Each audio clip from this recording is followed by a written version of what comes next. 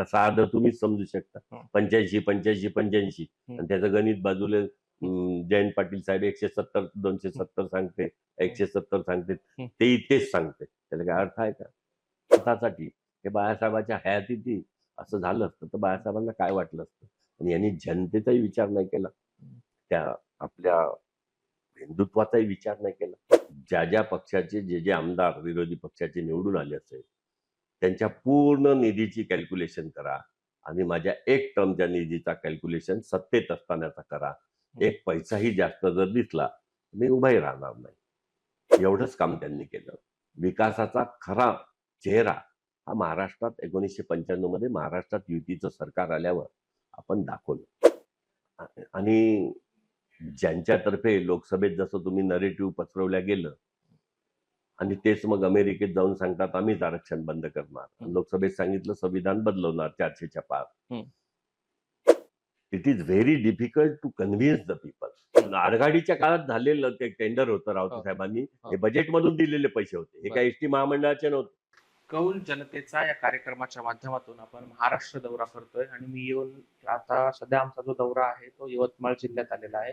यवतमाळ विधानसभा मतदारसंघाचा आम्ही आढावा घेतलेला आहे आणि सध्याचे इथले विद्यमान आमदार मदन भाऊ येरावार सध्या माझ्या बरोबर आहेत. भाऊ, खूप खूप स्वागत आहे तुमचं टीओडी मराठीमध्ये. धन्यवाद. खरं तर आता विधानसभेच्या निवडणुका लागलेल्या आहेत, धावपळ सुरू आहे, प्रचार असेल, गाठीभेटी असतील, सगळ्या गोष्टी आहेत.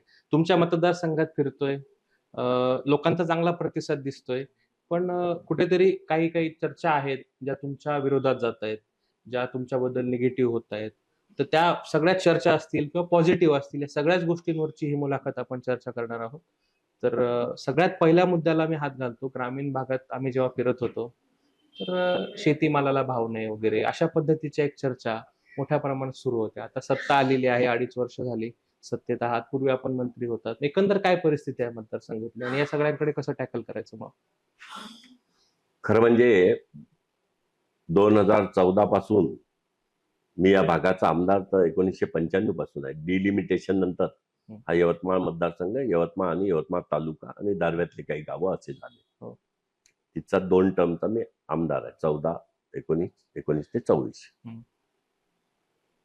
त्यामुळे म्हणजे मी विरोधकांना नेहमी भाषणात सांगतो की संयुक्त महाराष्ट्र 1 मे 1960 ला निर्माण झाला तेव्हापासून ज्या ज्या पक्षाचे जे आमदार विरोधी पक्षाचे निवडून आले असेल त्यांच्या पूर्ण निधीची कॅल्क्युलेशन करा आणि माझ्या एक टर्मच्या निधीचा कॅल्क्युलेशन सत्तेत असतानाचा करा. एक पैसाही जास्त जर दिसला मी उभाही राहणार नाही. बरं, ओपन चॅलेंज. Open challenge. कारण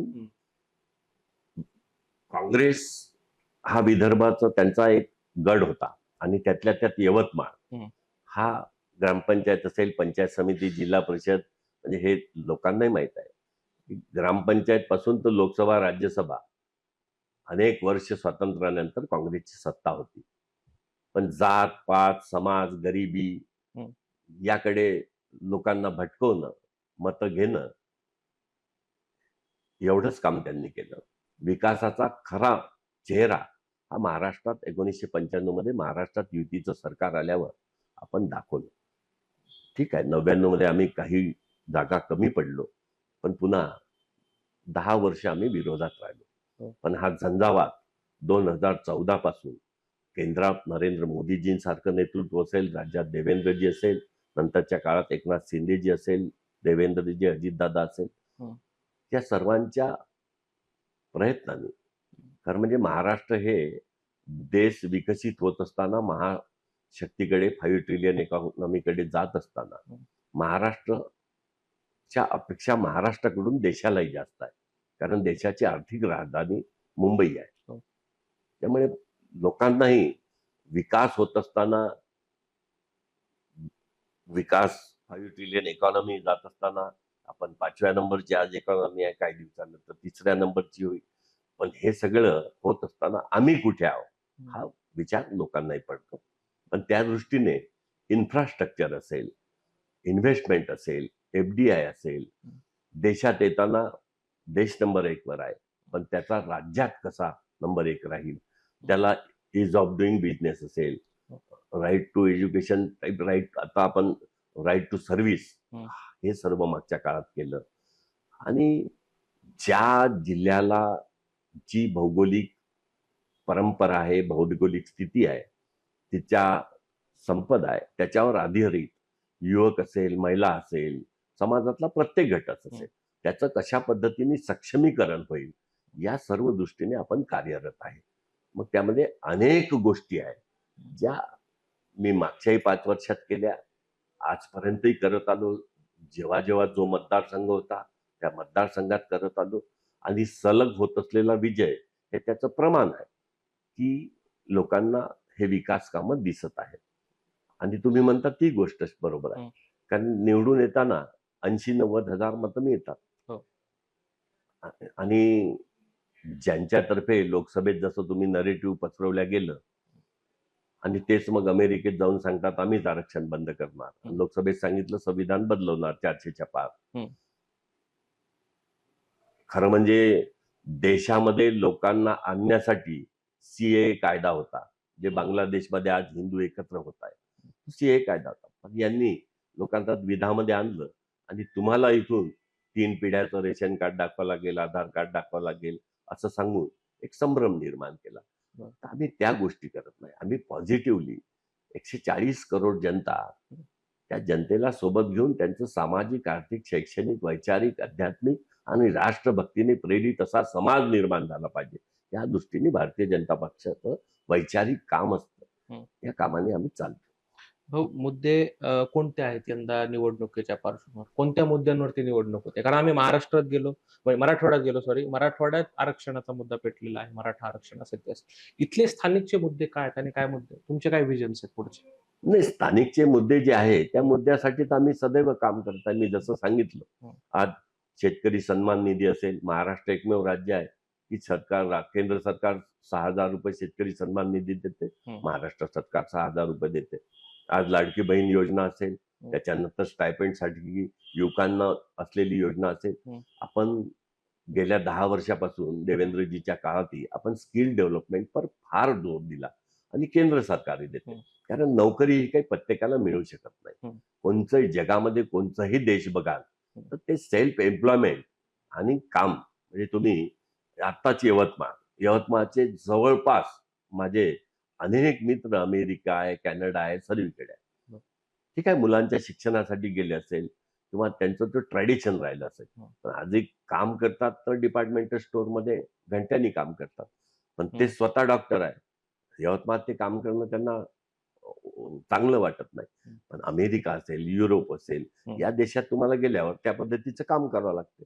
आता आपला शेती हा परंपरागत आपला व्यवसाय आहे, ज्याच्या आधारावर आपण म्हणजे ज्या डाल डाल पर सोने की चिड़िया है, चिड़िया करती है बचेरा, वो भारत देश है मेरा, इतका श्रीमंत आपला देश होता. तर आज ही परिस्थिती, शेतीवर आधारित आज उद्योग हे जोपर्यंत आम्ही निर्माण करत नाही, आज शेतमालाला भाव, जसं हे एक समस्या आहे, लोकसभेतही आम्हाला जाणवली. पण आपण मागच्या काळामध्ये गॅट सारखा आंतरराष्ट्रीय करार केला. त्याच्यामुळे काही लिमिटेशन सरकारच्याही आहे. उद्या तुम्ही जर इथेच उद्योग देणारे, त्याच युवकांना रोजगार देणारे कापड उद्योग आहे, त्याच्यापासून सूतगिरण्या आहे, कपडा बनवणारे आहे, त्याच्यापासून ड्रेस बनवणारे आहे. मग त्यांचा तुम्ही जर कापूस इंडियामध्ये महाग भेटला तर ते जिथे ज्या देशामध्ये स्वस्त मिळणार तिथच्या देशातून घेईल. त्याच्यामुळे ह्या दोन्ही बॅलन्स लोकांना समजलं पाहिजे. म्हणजे मी एक साधारण ग्रामीण भागामध्ये नेहमी सांगतो की राज्य सरकारने मागेल त्याला विहीर, मोफत वीज हे सर्व दिली आणि तुम्ही येऊन जाऊन कापूस सोयाबीन तुमचं सॉइल हेल्थ कार्ड दिलं. आपण आजारी पडलो तर डॉक्टरांनी सांगितलं तर आपल्याला जीवाच्या भीतीपोटी काम नसतानाही आपण युरिन टेस्टही करतो, ब्लड टेस्टही करतो, एक्सरे करतो, MRI करतो. पण तुम्हाला हेल्थ कार्ड सरकारने फ्रीमध्ये कंपल्सरी व्हॅन पाठवून, केंद्र सरकार असेल, राज्य सरकार असेल, taluka wise, revenue circle wise testing laboratories काढल्या. कुठं आपल्या जमिनीची पोत आता कुठे खराब झाली आहे, कुठे पोटॅशियम आहे, नायट्रेट आहे, जे काही आहे घटक ते टाकायचे आहे, पण त्याच्याकडे आपण दुर्लक्ष करतो. त्याच्यामुळे त्याच्यावर आधारित काय कमी आहे, त्याची पोत कशी वाढवली पाहिजे, सिंचन आहे, मोफत वीज आहे, 2 पिकं कशी घेतली पाहिजे, आता मी कालच एका शेतात गेलो. हं. म्हणजे मी म्हटलं माणसं भेटत नाही ही समस्या बरोबर आहे. हो. हे त्यांचं म्हणणं आहे माणसं कामाला भेटत हो. नाही. पण आता नवीन नवीन टेक्नॉलॉजी आल्या. तर त्या टेक्नॉलॉजीमध्ये सोयाबीनसाठी जे हार्वेस्टर आहे, तर त्या पद्धतीची पीक रचना, पीक लावताना त्या तासाप्रमाणे हं. लावलं, हो. तर ते हार्वेस्टर काम करेल. बरोबर. आता जसे यंत्र आले, पुढच्या वेळेस लोकं ते समजतील. हं. त्याच्यामुळे एकाच एक आहे. आता पहा तुम्ही मागच्या काळामध्ये आता कांदा दररोज खाता काय तुम्ही? कांद्याचे भाव समजा वाढले, शेतकऱ्याला पैसे मिळाले. हो. तर काय फरक पडतंय? टमाटे महाग झाले, शेतकऱ्याला पैसे मिळाले. हं. तर टीव्हीवर आपले 5 तोळे मंगळसूत्र घालते आणि भाववाढ खूप झाली म्हणून सांगते. अरे शेतकऱ्याला पैसे मिळून राहिले. टमाट्याची चटणी तर दिवसभर खात नाही. दिवसभर तर सॉस वापरात येत नाही. त्याच्यामुळे दोन्ही गोष्टीकडून लोक बोलणार आहे. हं. त्याच्यामुळे समाजामध्ये हे निर्माण केलं पाहिजे, की एकीकडे त्याची म्हणजे एका घरातले जे विकास रथाचे चारी चाक आहे, हो. मुलगा असेल, मुलगी असेल, आई असेल, वडील असेल, हं. तर त्यांची क्रयशक्ती वाढवणं, एकत्र कुटुंबाचं उत्पन्न वाढवणं, हं. ते जर वाढलं तर अशा सर्व गोष्टी येणार नाही. हो. त्या दृष्टीने प्लॅन्ड हं. सगळ्या समाजाच्या सर्व घटकांसाठी सर्व योजना, मग केंद्र सरकारच्या असेल किंवा राज्य सरकारच्या असेल, हं. महिला सक्षमीकरणाच्या असेल, महिलांच्या शिक्षणासाठी असेल, लाडकी बहीणसाठी योजना असेल, हं. लेक लाडली असेल, तिच्या लग्नाचा भार येऊ नये म्हणून तिच्या खात्यात 21 वर्षापर्यंत लग्नाची होईल तोपर्यंत ₹1,00,000 जमा होईल. जातपात धर्म समाज न ठेवता आपण उच्च शिक्षण देत आहे. शेतकऱ्यांसाठी जसं मी सांगितलं सन्मान निधी देत आहे. तसं असं फ्रीबीज म्हणून देत आहे असं नाही, त्यांच्या आवश्यकतेनुसार देऊ. पण जेव्हा आज आपण मोफत उच्च शिक्षण देत आहे, तर कोणाला आज गरज राहिली नाही. आयुष्यमान भारत असेल किंवा महाराष्ट्रात जुनी लागू असलेली जी आता योजना आहे, महात्मा फुलेजींच्या नावाने, त्याच्यात आता आपण जवळपास सर्व आधार घेतले. पहिले त्याचं रिएम्बर्समेंट व्यवस्थित होत नव्हतं, म्हणजे त्यांना पैसे रेग्युलर मिळत नव्हते. आघाडी सरकारच्या 2.5 वर्षाच्या काळात.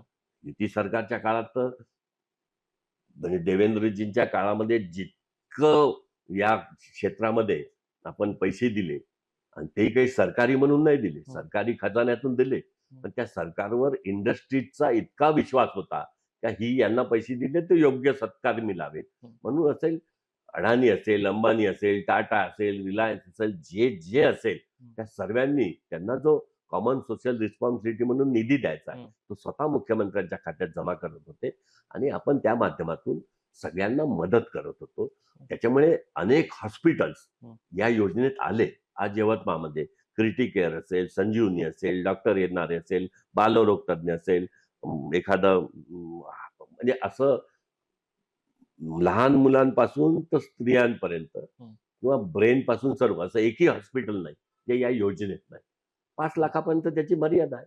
म्हणजे इथून बाहेर जायची गरज नाही पडत. इथून बाहेर जायची गरज नाही. हॉस्पिटल आहे आणि समजा जर पडलं तर नागपुरातले सुपर स्पेशालिटी हॉस्पिटल जे आहे ते सगळे या योजनेत समाविष्ट आहे.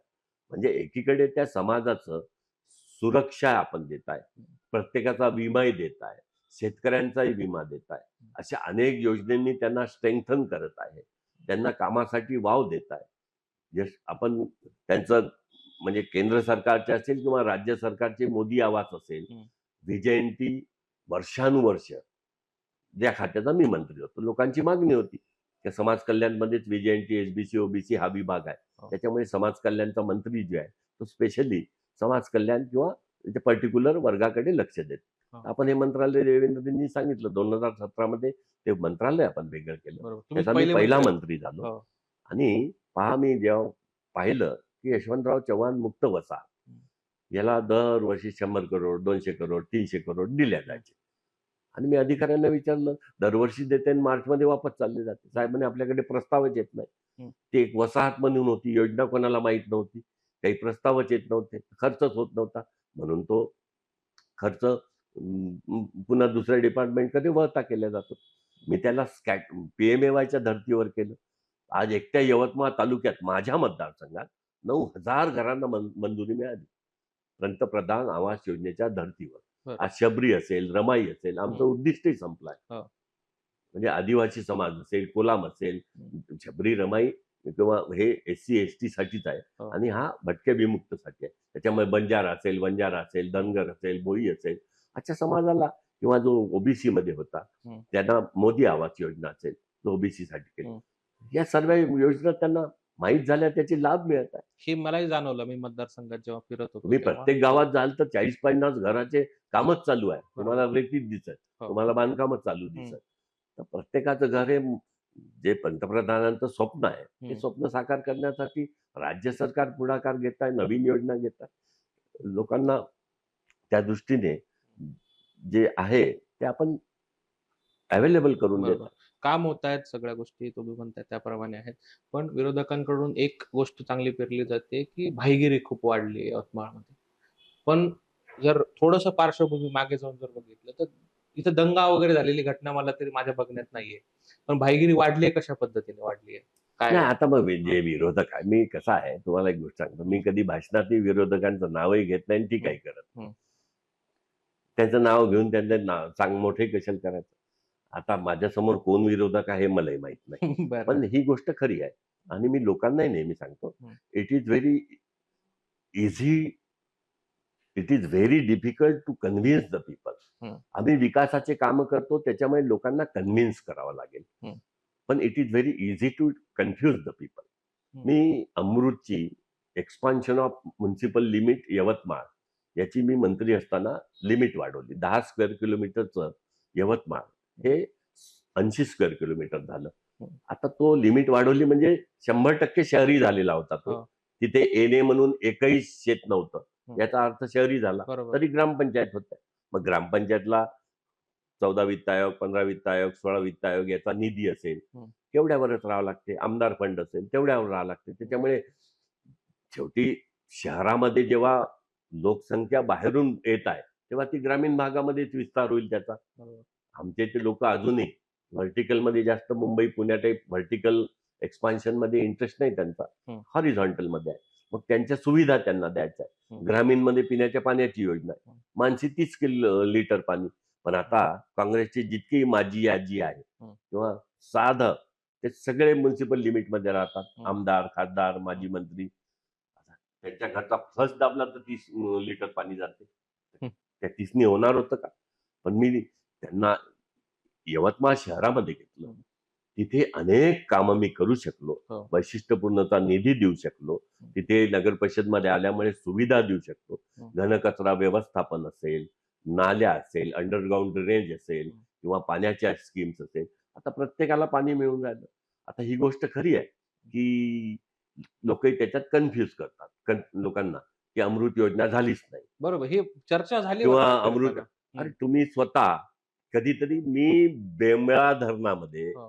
म्हणजे लोकांना कधी-कधी हे माहीत नाही. जेव्हा मी बाभुळगाव यवतमाळचा आमदार होतो. बरं. बेंबळा धरण माझ्या काळात झालं. हो. त्याचं पुनर्वसन झालं. हं. योग्य पुनर्वसन ज्या लोकांनी राज्याच्या इतिहासामध्ये असा पहिला निर्णय घेतला आपण, हं. की पुनर्वसन ते मागेल म्हणजे एक गाव असेल, त्यांनी 3 ठिकाणी मागितलं, 3 ग्रुप आहे. हं. तर 3 ठिकाणी पुनर्वसन. हे मी त्या काळात विरोधात असताना करून घेतलं. त्याच्याशिवाय पुनर्वसन होत नव्हतं. तिथच्या सुविधा तेव्हा आपण निर्माण केल्या. पण त्या सुविधा झाल्यावर पुनर्वसन अनेक दिवसांनी झालं. हं. त्याच्यामुळे देवेंद्रजी स्पेशली मुख्यमंत्री नसताना एका कमिटीच्या माध्यमातून तिथे आले. बरं. तर मी तेव्हा देवेंद्र भाऊंना सांगितलं, की साहेब आपल्याच काळात हे लोकांनी समस्या मांडल्या. आज जरी माझा मतदारसंघ नसला, हो. तरी त्या सुविधा देणं महाराष्ट्राच्या इतिहासामध्ये एकदा सुविधा दिल्यावर पुनर्सुविधासाठी 88 करोड रुपये त्या तालुक्यात मंजूर करून त्यांनी दिल्या. त्या धरणाचं जेव्हा काम चालू होतं, हं. मी आमदार होतो. हं. मी तेव्हा पालकमंत्री आमचे मनोहर नाईक होते. त्यांना सांगितलं, की याच्यात इंडस्ट्रियल रिझर्वेशन राहते, वॉटर रिझर्वेशन राहते हो. आणि बाकी इरिगेशनसाठी आहे. हो. तर आजच जर काम चालू असताना हं. रायझिंग मेन आपण जर केली, हं. तर भविष्य काळात पाण्याची योजना करताना आपल्याला त्याच्यात म्हणजे डिवॉटरिंगसाठी खूप पैसे लागणार नाही. हं. ठीक आहे, त्या काळात त्यांनी केलं, नाही केलं. हं. मग जेव्हा यवतमाळात दुष्काळ पडला, ही योजना मंजूर झाली, तेव्हा देवेंद्रभाऊ मंत्री होते. मी त्यांना सांगितलं, साहेब आता पाणी एकदम आतमध्ये गेलेलं आहे. तुम्ही स्पेशली योजना मंजूर होईल तेव्हा होईल, पण तिथचं हेडवर्क आतमधलं करून घ्या. हो. त्यांनी 2.5 करोड रुपये दिले. बरं. 2 महिन्यामध्ये वार लेव्हलवर पावसाळा लागायच्या आधी आपण ते काम केलं हं. आणि आज तिथचं हेडवर्क तेव्हापासून तर आजपर्यंत दिसतच नाही, म्हणजे एवढं पाणी आहे त्या धरणामध्ये. मग ती योजना जर आज करायला घेतली असती तर डिवॉटरिंगसाठी 200-400-500 करोड लागले असते. जे काम 2.5 करोड मध्ये झालं. हे मेसेज लोकांपर्यंत पोहोचत नाही, नाही कसं आहे, कुठेतरी, कारण आरोप होतो हे तुमच्यावरती परत. टेक्निकल सब्जेक्ट आहे. हं, लोक काय सांगतात, हं. आता तेव्हा यवतमाळात इतका दुष्काळ होता आणि अमृत योजना मंजूर झाली होती. हो. महाराष्ट्रात अनेक ठिकाणी केंद्राने अमृत योजना मंजूर केली. ही हो. केंद्र सरकारची बरोबर. होती. इम्प्लिमेंटेशन राज्य सरकार करत Correct. होतं. त्याच्यामुळे अमृतमध्ये अटलजींच्या नावावर आहे. हं. अनेक ठिकाणी काही पिण्याच्या टाक्या घेतल्या, काही ठिकाणी फक्त वाढीव पाईपलाईन घेतली, हं. काही ठिकाणी भूमिगत गटार काही भागात घेतली. पण मी देवेंद्र भाऊंकडे हट्ट केला की माझं आता एक्सपान्शन ऑफ म्युनिसिपल लिमिट झालं. लोकसंख्या यवतमाळची 80 किलोमीटर रेडियस झाली. पूर्ण यवतमाळ शहर मोठं झालं. एवढी मोठी लोकसंख्या आहे. त्यांना पिण्याचा प्रश्न आहे. आज आपण म्हणजे मी जेव्हा युतीचं सरकार होतं तेव्हाच आपण चापडोह धरण बांधलं. हं. त्यालाही स्पेशल परमिशन घेतली, कारण पिण्याच्या पाण्यासाठी पुनर्वसन हे कायद्यात बसत नाही. त्याच्यामुळे त्याला स्पेशल कॅबिनेट नंतर एक त्याची उच्चस्तरीय कमिटी असते, त्याचं मंजुरी करून चापडोहचं पुनर्वसन आपण यवतमाळात केलं आणि त्याच्यावरून आपण पाणी आणलं. तेही यवतमाळकरांसाठी आणलं. अच्छा. पण त्या वाढीव भागासाठी जे आहे हं. ते पाणी त्याच्यातूनही आपण अपुरं पडत होतं. हं. कारण निळवणा हे खूप जुनं आहे, 1970-75चा आहे. अच्छा. त्याच्यानंतर लोकसंख्या किंवा लोकांची गरज ही वेगवेगळी वाढली. हं. आता जसं मॉडर्नायझेशन होत आहे तर सगळीकडे आता फ्लश हे ते शॉवर असे सर्व झाल्यामुळे तुम्हालाही अनेक गोष्टी कळतात. बरोबर. तर त्यावेळेस मी असा प्रयत्न केला की जी योजना आपली मंजूर झाली आहे, हं. वार लेवलवर जर आपण त्याला पाईपलाईन टाकून पूर्ण योजना तर नाही होणार, हं. फक्त एमजीपी पर्यंत ती पाईपलाईन आणायची हं. आणि तेच पाईप पुन्हा योजनेमध्ये रुटीनमध्ये वापरायचे. हं. आणि 1000 एमएमचे ते पाईप होते. हो. त्याच्यामुळे सगळ्यांची अशी मीटिंग घेतली, मुंबईत घेतली, मुख्यमंत्र्यांसोबत घेतली, पाणीपुरवठा मंत्र्यांसोबत घेतली. हं. तर त्यांनी एमडीपी सोबत घेतली, त्या कॉन्ट्रॅक्टर सोबत घेतली, हं. ज्या पाईप सप्लायर होते त्यांच्यासोबत घेतली. हं. तर त्यांनी सांगितलं ठीक आहे, ही समस्या जर असेल यवतमाळात, इतका भीषण दुष्काळ असेल, हो. संपूर्ण महाराष्ट्रात पडला होता, विदर्भात, पण यवतमाळात असा दुष्काळ म्हणजे 1975च्या आधी कधी पडला असेल, जर आमच्या लहानपणी, त्याच्यानंतर तसा नव्हता पडला. तर तो मी एक प्रयत्न केला. हं. आता हे पहिल्यांदा स्कीममध्ये डीआय पाईप वापरत होते. तर त्यांनी फार प्रयत्न करून त्या काळात कॉन्ट्रॅक्टरनी मेहनत घेतली, डिपार्टमेंटनी मेहनत घेतली आणि पूर्ण काम कंप्लीट केलं. आणि जेव्हा टेस्टिंग घेतलं, त्या टेस्टिंग नंतर ते पाईप फुटले त्याच्यातले 1-2 अच्छा. हो. आणि पाईप फुटल्यामुळे ते आमचा एक्सपेरिमेंट फेल झाला. ओके. त्याच्यामुळे पाईप निष्कृष्ट होते का? अरे पाईप तर त्यांनी दिले होते. आता ते पहिल्यांदा डीआय पाईप होते. हं. त्याच्यामुळे त्याचं टेस्टिंग आपण केलं. पण तो कोणत्या स्लोपनी कसा लावायचा, हं. त्याचे जॉइंट्स हे ते काही गोष्टीची कमतरता राहिली असेल. त्याच्यामुळे सर्व पाईप फुटले का? एखादा 2 पाईप फुटले. पण 1-2 पाईपही फुटले तर पाणी येऊ शकलं नाही. त्याच्यामुळे मग मी सांगितलं. नंतर मग टँकर लावले किंवा एमआयडीसीला जे पाणी येते, एमआयडीसीला पाथर्डमधून माझ्याच मतदारसंघातून बरं. त्याचा आपण तो सप्लाय वाढवला हं. आणि त्याच्यावरून टँकर भरणं चालू केले. बरं. सगळे जे नॅचरल सोर्सेस होते हं. ते वर्षानुवर्ष आपण वापरतच नाही विहिरी. हं. अशा सर्व सार्वजनिक विहिरी, प्रायव्हेट विहिरी, नगर परिषद त्या वार लेव्हलवर एकदम त्याच्यावर काम करून त्याच्यातून आपण लोकांना पाणी पुरवठा केला. पण याच्यावरूनच ती ती केली योजना मी फसली असं म्हणतायत नाही, मग. ती प्रयत्न केला होता. हां, बरोबर. 100% पुन्हा हं. ट्राय पार्टी याच्यात अग्रीमेंट असते. हो. त्या म्हणजे जी कॉन्ट्रॅक्टर आहे हो. आणि जो पाईप बनवणार आहे, हं. तर एमजीपीची एक टीम ही ट्राय पार्टी अग्रीमेंटमध्ये प्रत्येक पाईप हं. त्या प्रेशरमध्ये चेक करते. त्याच्यानंतर पाईप इथे येते. बरोबर. मग जेव्हा हे झालं, हं. तेव्हाच कॉन्ट्रॅक्टरनी किंवा पाईपवाल्यांनी हं. स्वतः पाईप वापसही नेले. हं. त्या काळात आता पाईपलाईन जिथून आपण टाकली बेंबळावरून फिल्ट्रेशन प्लॅन्ट पर्यंत, हं. तिथली तर पाईपलाईन लोकांना मोबदला थोडी दिला आपण. बिचारा तो माझा मतदारसंघ होता जुना, त्यांनी आपल्याला मदत केली. त्यांच्या शेताच्या खालून गेलेली आहे. बरोबर. पण त्या पाईपलाईन फुटल्यामुळे त्या लोकांचं नुकसान झालं. बरोबर. ते नुकसान आपण दिलं. त्याच्यामुळे लोकांचं नुकसान झालं. ज्या लोकांनी मदत केली त्यांनी काहीच नाही म्हटलं. नंतर ज्यांच्यासाठी पाईप येऊन राहिले तेच. विरोधक तेच सांगत आहे की हं. ते पाईपलाईन निकृष्ट आहे. हं. पाईपलाईन ही येणाऱ्या 100 वर्षे पुरण याच्यासाठी आहे, हं. त्याची गॅरंटी आहे. अशी कशी निकृष्ट राहणार? बरोबर. त्याच्यामुळे आज ती फुल फ्लेज चालू आहे. हं. मध्यंतरीच्या काळात एमएससीबीचा काही प्रॉब्लेम झाला होता. हं. कोर्टात इलेक्ट्रिकचं टेंडर होतं, त्याच्यामुळे सप्लाय नव्हता. आता 33 केव्हीच्या लाईनवरून त्यांना बाकायदा लाईन त्यांची झाली आहे, हं. सेपरेट लाईन झाली आहे. त्याच्यामुळे फुल फ्लेज हं. चाबडो धरण हे आपण देत आहे. हं. फक्त निळोना आणि चाबडो याच्यात जोपर्यंत पाणी आहे तोपर्यंत ते प्लस चाबडो असं आपण वापरत आहे. कारण हे पाणी लिफ्ट करून आणावं लागते. ओके. आपण जरी त्याला सोलर सिस्टीम मध्ये बिल कमी यावं म्हणून आपण सोलरवर घेतलं असेल, हं. स्कॅटर्ड सोलर सिस्टीम केल्या प्रत्येक ठिकाणी जिथे इलेक्ट्रिसिटीचं काम आहे तिथे, हं. तरी सुद्धा बिल येते. मग जनतेला उद्या त्याचा बोजा पडू नये हं. म्हणून आपण ते प्लस हे वापरतो. ओके. आणि तुमच्या माहितीसाठी हं. जेव्हा ही स्कीम चालू झाली, आता पाणी पोचलंच नसतं तर यवतमाळचा विस्तार एवढा झाला असता का? रस्ते आणि पाणी या दोनमुळे रस्ता असेल, वीज असेल, प्राथमिक सुविधा असेल, आज यवतमाळला जिथे 50 रुपये 100 रुपये प्लॉटचा भाव होता तिथे 5,000 आणि 2,000 रुपये राहिले. मग लोकांना उलटा प्रश्न हा केला तर हं. मग नव्हतंच तर तुम्ही इथे आलं म्हणून इतके भाव वाढले. बरोबर. आता आहे ते बोलणारे बोलतात, कन्फ्युजन ते करतात. मग मधात सांगितलं, एकाने प्रेस घेऊन सांगितलं हं. की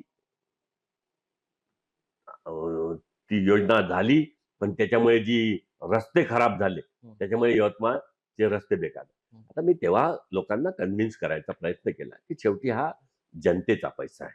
बरोबर. आपण पूर्ण पाईपलाईन जेव्हा शहराच्या पूर्ण भागामधून बाकी ठिकाणी जात आहे तर जे मी रस्ते केले आहेत ते रस्ते फुटणार, पण त्याच्यासाठी आपण वेगळा निधी देऊ. पण रस्ते पहिले पाईपलाईन करू आणि नंतर सेटल झाल्यावर आपण रस्ते करू. लोकांचा आग्रह रस्त्याचा होता, त्याच्यामुळे मग तेव्हा रस्तेही केले. पुन्हा ते फोडल्या गेले. आता फोडल्या गेल्यावर ते रिपेअर करायसाठी मी स्वतः नगर परिषदला एमजीपी कडून 12-15 करोड रुपये दिले. आता ते टेंडरवाले कॉन्ट्रॅक्टर कोर्टात गेले.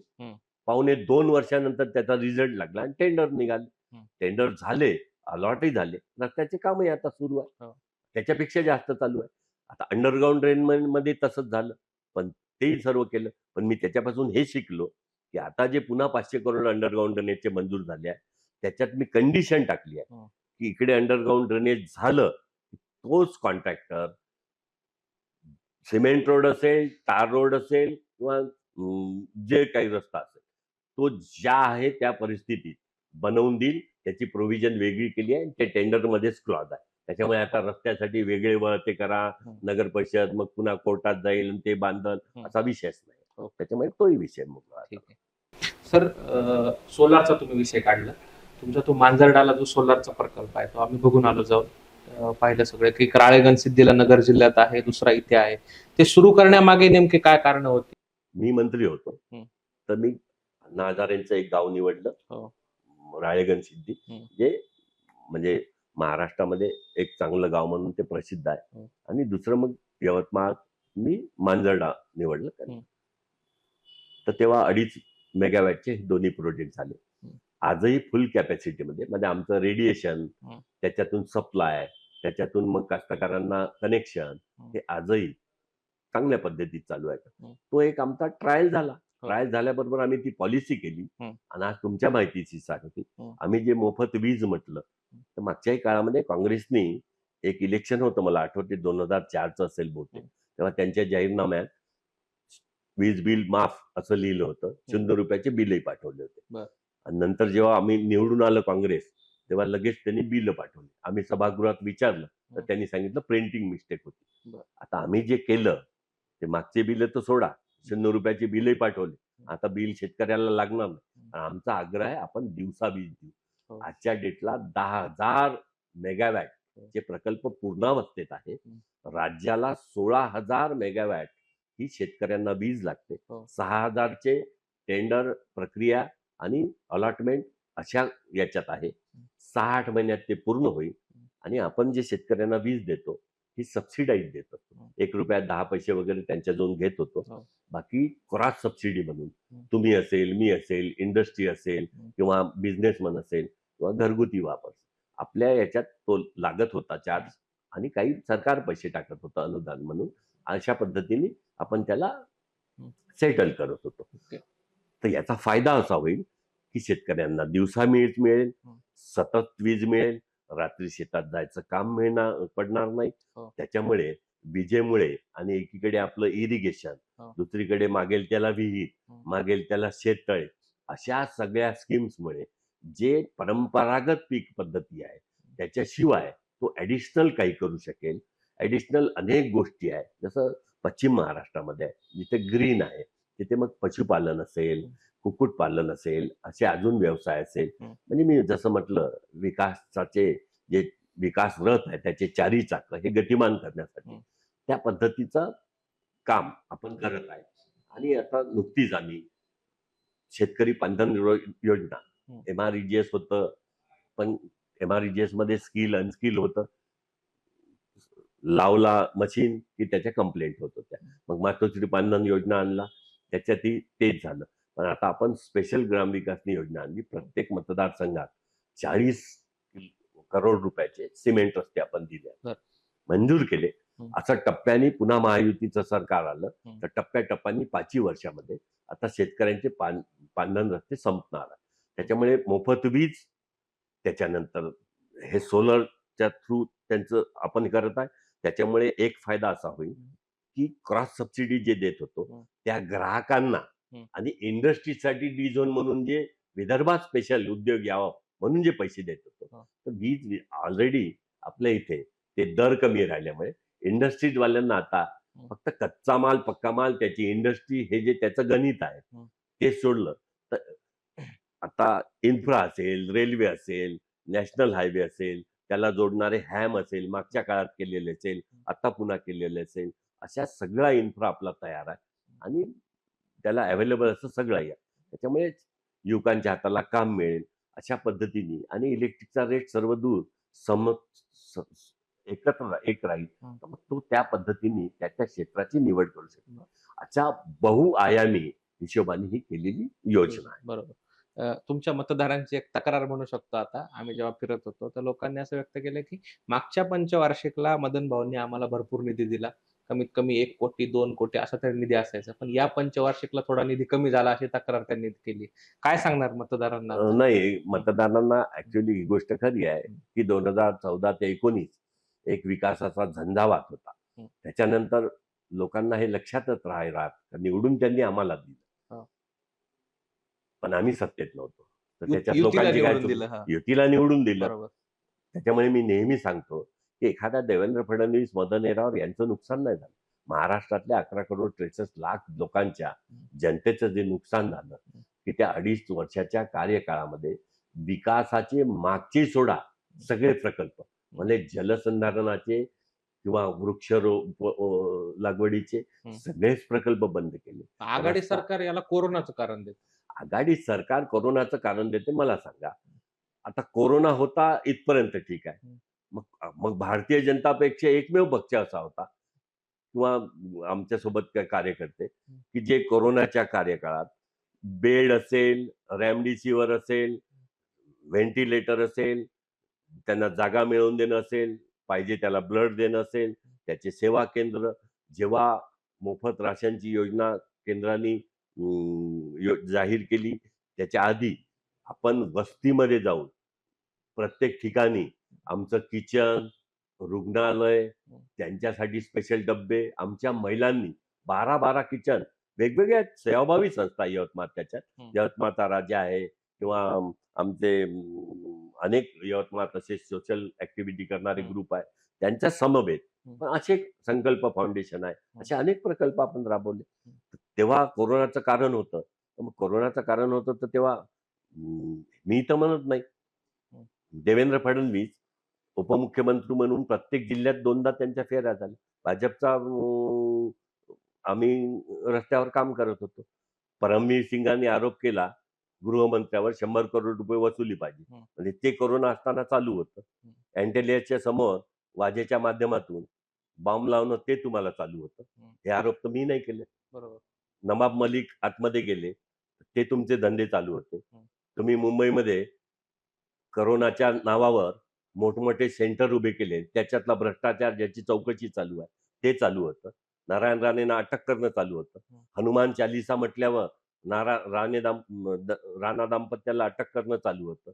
एक कोणी चितळे आहे, त्या बाईने एक पोस्ट टाकली, तर अभिनेत्री. तिच्यावर हम्म. जी काय असेल हम्म. तिच्यावर 150 एफ.आय.आर दाखल करणं ते चालू होतं. अर्णब गोस्वामीने काय लिहिलं तर ते चालू होतं. कंगना राणावतचं घर तोडणं ते चालू होतं. म्हणजे सगळंच चालू होतं आणि तुम्ही मात्र घरीच होते. म्हणजे हे मी थोडी सांगतो. लोक माझे सांगती या पुस्तकात शरद पवार फक्त बोलले नाही, लिहून ठेवलं, की माझ्या पूर्ण राजकीय आयुष्यामध्ये एवढा निष्क्रिय मुख्यमंत्री मी पाहिला नाही, जो फक्त 2.5 वर्षामध्ये 2दा मंत्रालयात गेला. खरं म्हणजे तो पालक 11 करोड जनतेचा आहे. महाराष्ट्रातील तमाम नागरिकांचा आहे. मग कोरोनात हे चालू होतं आणि प्रशासन अशा पद्धतीने जर होतं, विकास कामं बंद होते, तर लोकांना त्याच्यामुळे असं वाटते, की या काळात काही कामच झालं नाही. पण जसं हे सरकार आलं, एकेका बजेटमध्ये सप्लिमेंटरी बजेट असेल, मेन बजेट असेल, 80 करोड, 90 करोड रस्ते. एकट्या यवतमाळ शहरामध्ये मी जवळपास 40 करोड रुपयाचे नुसते क्रीडांगण बनवले. महिला बचत गटाचे माझ्या इथे चांगलं काम आहे. तर त्यांचे ज्या महिलांनी मागितले त्यांना महिला बचत गटाच्या बैठकीसाठी महिला बचत गटाचे हॉल दिले. योग दिवस आपण साजरा करतो. ते ज्याही संघटना योग दिवस साजरा करण्यासाठी पार्टिसिपेट करतात, त्यांना 12ही महिने त्यांचा नियमित योगाभ्यास चालू राहते. त्यांच्यासाठी आपण 10 योग भवन दिले. अशी इतके कामं आपण केले. आज रस्त्याचं काम चालू आहे.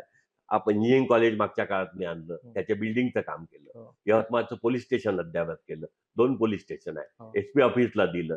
नियोजन भवन बनवत आहे. फॉरेस्टची बिल्डिंग झाली. नाट्यगृह कंप्लीट झालं.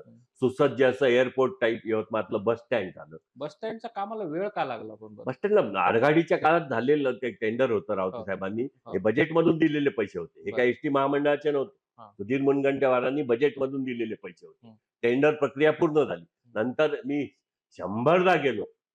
म्हणजे ठीक आहे, जेव्हा हाऊस चालू होत तेव्हा मंत्र्यांजवळ 5 पैसे कधी दिले नाही. आपलं सरकार आल्यावर पैसे दिले, तर पैसेच नाही दिले तर काम कसं करणार? बरोबर. आणि जो मूळ प्लॅन होता तो तर अजून मोठा होता. शेवटी त्याला मी वाइंड अप करून 13-14 करोड रुपयापर्यंत आणला. नाहीतर त्याच्यात 2 थिएटर होते, पब्लिकसाठी अम्युनिटी सेंटर होतं. असा सगळा मोठा कमर्शियली त्याच्यातून उत्पन्न एसटी महामंडळाला झालं पाहिजे, असाही प्लॅन होता तो. पण त्याला वाइंड अप करावं लागलं. जसं आज नाट्यगृह.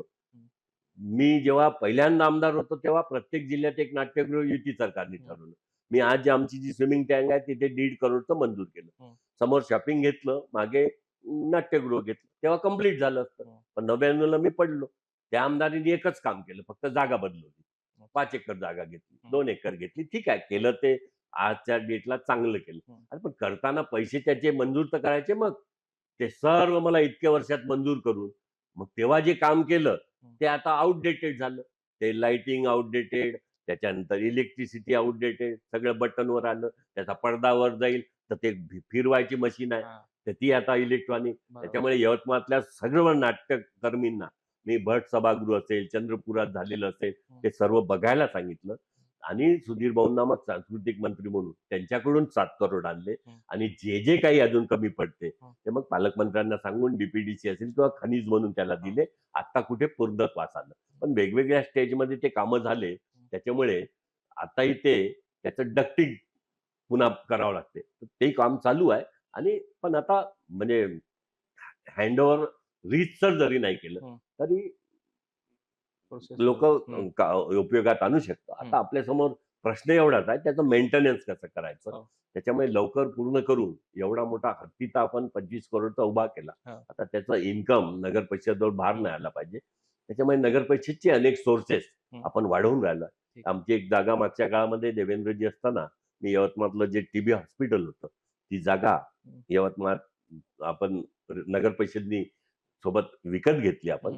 आणि त्याचं टेंडर तेही फायनल आता पब्लिश होईल. त्याच्यातून नगर परिषदला रेव्हेन्यू येईल. मध्यवस्तीतले दुकान आहे, बीओटीवर आपण ते देणार आहे. त्याच्यामुळे प्रीमियम मध्ये 25-50 करोड फायदा होईल. आणि पूर्ण कॉम्प्लेक्स 100% भाड्याने जाईल किंवा लीजवर जाईल. त्याच्यातून दरवर्षी जो कमर्शियलचा टॅक्स आहे तो 5-7 करोड नगर परिषदला येईल. त्याच्यामुळे नगर परिषदला सेल्फ सस्टेन नगर परिषद आमची झाली पाहिजे त्या दृष्टीने आपण प्रयत्न करत आहे, त्या पद्धतीने प्रयत्न. ओके सर, आपण कार्यक्रमाच्या आता शेवटाकडे आलोय. काही शेवटचा फक्त एक मुद्दा असा आहे, की काही नेत्यांची नावं सांगतो. त्यांच्याबद्दल तुमच्या मनात काय विचार आहेत किंवा त्यांना काही सांगायचं असेल, एनिथिंग. असं थोडं एक रॅपिड फायर टाइप आपण करूया. पहिलं नाव घेतो उद्धव ठाकरेंचंच. काय वाटतं त्यांच्याबद्दल? काय नाही त्याबद्दल? काय भावना आहेत तुमच्या? नाही, पक्षप्रमुख म्हणजे बाळासाहेबांनी जी जबाबदारी, स्वर्गीय बाळासाहेब ठाकरे हिंदू हृदय सम्राट हे युतीमध्ये आमच्यासोबत, म्हणजे मी त्या काळात आमदार होतो, त्याच्यामुळे माझी अनेकदा म्हणजे मीटिंगमध्ये वगैरे आले तर कधी ते येत होते. हो. पण त्या काळात मग मी भेटलो त्यांना.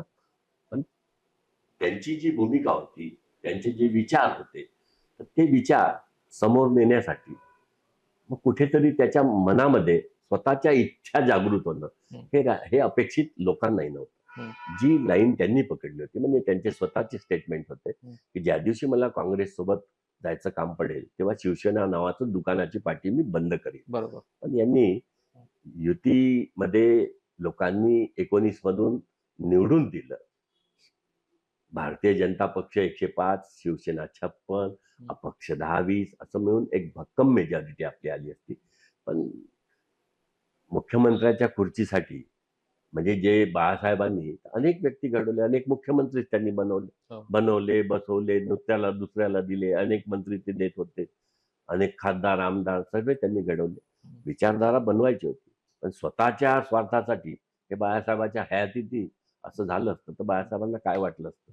आणि यांनी जनतेचाही विचार नाही केला, त्या आपल्या हिंदुत्वाचाही विचार नाही केला. जे स्वातंत्र्यवीर सावरकरांना जे खुलेआम शिव्या देतात, हिंदुत्वाची ज्यांची लाईन सोडलेली आहे, अशा लोकांसोबत असंघाची संघ करून त्यांनी महाराष्ट्रातील 11.5 करोड जनतेचा विश्वासघात केला. ठीक आहे, मान्य आहे, लोकसभेत मिळालेल्या जागा, यश कोणतंही हे तात्पुरतं असते. पण तुमची जी वर्षानुवर्षापासूनची विचारधारा होती त्याच्यापासून तुम्ही जे दूर गेला, त्याच्यामुळे तुमच्यावर प्रेम करणारे जे अनेक लोक होते त्यांच्या घोर निराशा तुम्ही केली आणि राज्याचा वाटोळ 2.5-3 वर्षात केलं, हे तर सांगावं लागेल. दुसरं नाव आहे शरद पवारांचं. पवार साहेब मोठे आहेत, म्हणजे मी इतका छोटा आहे की त्यांच्याबद्दल खूप काही मी बोलू शकणार असं मी व्यक्तिमत्व नाही, एवढं मोठं ते व्यक्तिमत्व आहे. तिसरं नाव घेतो संजय राऊतांचं. नाही, ते प्रतिक्रिया देण्यालायकच नाव नाही. म्हणजे तुम्ही डायरेक्ट बाजूला सारलं त्यांना. नाही, काही प्रतिक्रिया देण्यालायक काय, अच्छा. आज काय बोलते, उद्या काय बोलते, परवा काय बोलते, म्हणजे आता साधं तुम्हीच समजू शकता. 85, 85, 85 आणि त्याचं गणित बाजूला जयंत पाटील साहेब 170, 270 सांगते, 170 सांगते, ते तेच सांगते, त्याला काय अर्थ आहे का? महाराष्ट्रात गेल्या काही वर्षाच्या घडामोडी घडल्या, म्हणजे या मागच्याच 5 वर्षामध्ये, त्याच्यामुळे महाराष्ट्राच्या राजकारणाचा दर्जा घसरला असं वाटतंय का तुम्हाला? सर्वसामान्य माणसाला या अनेक गोष्टी खटकतात, ही गोष्ट तुमची स्वाभाविक आहे. पण शेवटी जसं मी सांगितलं की 2.5 वर्ष राज्य कुठं गेलं होतं. शेवटी राज्यातील जनतेचा एक राजकीय पक्ष म्हणून एखाद्या म्हणजे 2014ला आमच्या 122-23 सीट आल्या होत्या. आम्ही ठीक आहे, काही अंशी कमी झालं, 105 सीट आल्या आमच्या. सगळ्यात मोठा सिंगल पक्ष विरोधी पक्षात बसून आम्ही आमची तर भूमिका पार पाडली. मी जे सांगितलं, कोरोनासारखं संकट होतं, कुठे केंद्राने कशात कमी केली, मदतीत कमी केली, कुठे विरोधी पक्षांनी साथ नाही दिली. मी सांगितलं सत्ताधारी पक्षाचं कोणी घेऊन नाही, पण विरोधी पक्षाचे लोक फिरली, आम्ही कार्यकर्ते रस्त्यावर होतो, ते सत्तेच्या मस्तीत होते. पण हे जे आम्ही सर्व केलं त्याच्यानंतरही लोकांचं जर नुकसान होत असेल तर जो विचार त्यांना पटला नाही, त्याचा विचारांचा पण लोकांनी हे कशाला, कोर्टाने शिक्कामोर्तब केलं ना की खरी शिवसेना कोण आहे. बरोबर. त्याच्यामुळे विचार हे आमचे मुख्यमंत्री एकनाथजी शिंदे यांच्यासोबत आमची युती शिवसेनेसोबत होती, ती युती आजही आहे. ठीक आहे सर, खूप खूप धन्यवाद. तुम्ही आम्हाला भरपूर वेळ दिलात, निवांत गप्पा झाल्या. तर हे होते मदन भाऊ येरावार यांच्याशी मनमोकळी चर्चा आपण केलेली आहे. आपण पुढच्या मतदारसंघातही जाणार आहोत, महाराष्ट्राचा आढावा घेणार आहोत. यवतमाळ विधानसभा मतदारसंघाचा आपण आढावा घेतलेला आहे आणि एकंदर परिस्थिती काय आहे महिनाभरात स्पष्ट होईल. मदन भाऊ, तुम्हाला खूप शुभेच्छा आहेत खरं तर निवडणुकीसाठी. तुम्ही तुमच्या बिझी शेड्यूलमधून आम्हाला वेळ दिलात. खूप खूप धन्यवाद.